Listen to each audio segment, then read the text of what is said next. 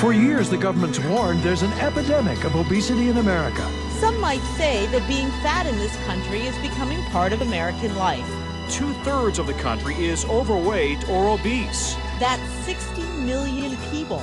It's shocking and shameful that as a country we've let the problem get that bad. As a nation, we're 5 billion pounds overweight.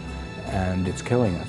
While the issue of obesity has simmered to the forefront of the mainstream media's attention, a new documentary produced here in Utah moves far beyond individual struggles and extreme diets to deeply dissect this epic struggle.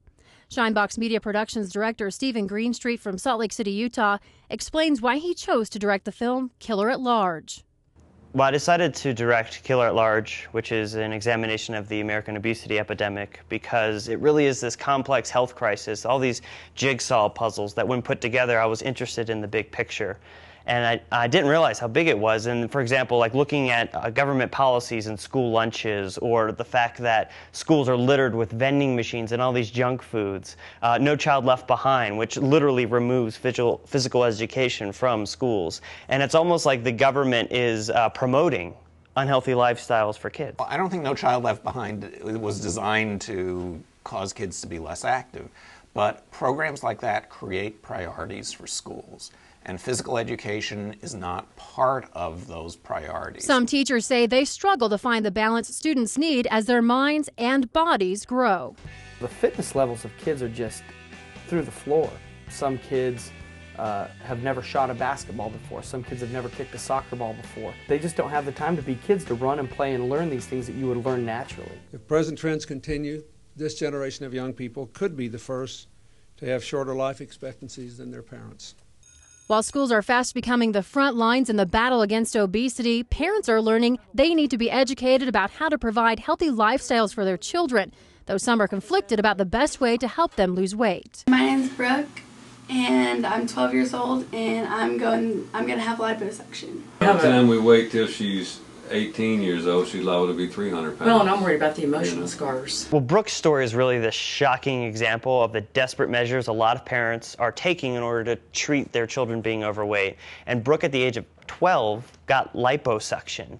And as a filmmaker, I'm watching this story unfold, and I'm like, I can't believe it. This is what some parents are having to do. And not only that, but it goes a step further with Brooke's story. I mean, you'd really have to see the film to see how far they go. Producers Bryan and Elias Pate from Provo, Utah, say they were shocked at what they learned and even more surprised by the opposition to create a balanced view of the problem. So we got into the film and we started doing research about the topic, and we were swamped with research, books on the topic from every sort of author you can imagine.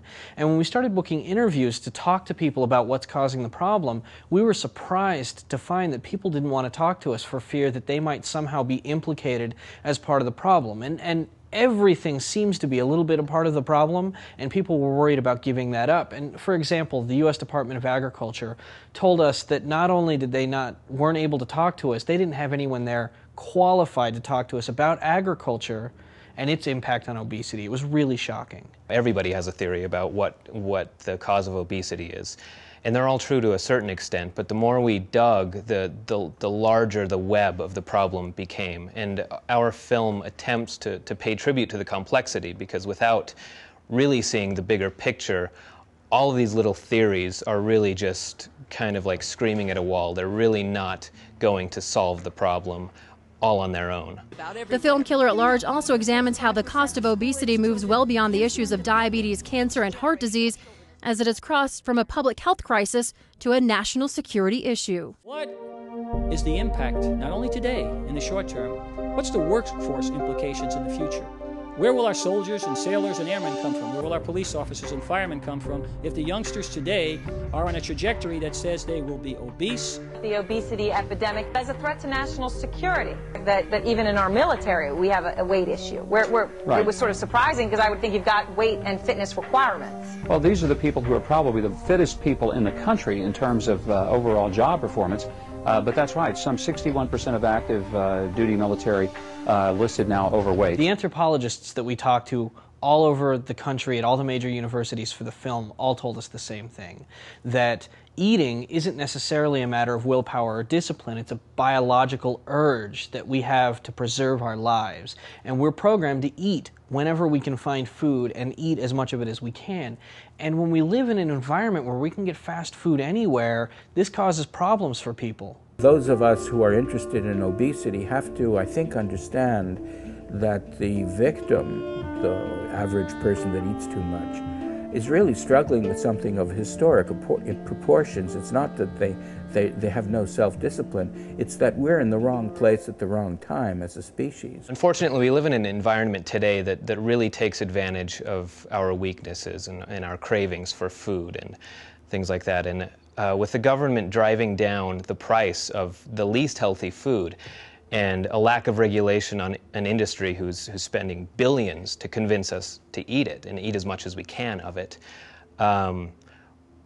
it's really a scenario where all the right decisions are nearly impossible to make, no matter how motivated you are. From government policy to evolutionary disadvantages, tackling the topic of obesity and paring it down to a 90-minute film became as daunting a task as tackling the problem itself.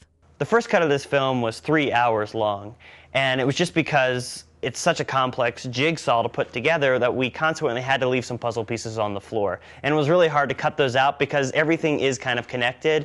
But luckily, through technology, we've been able to put the deleted scenes on killeratlarge.com for people to check out. For information on screenings of Killer at Large, go to killeratlarge.com.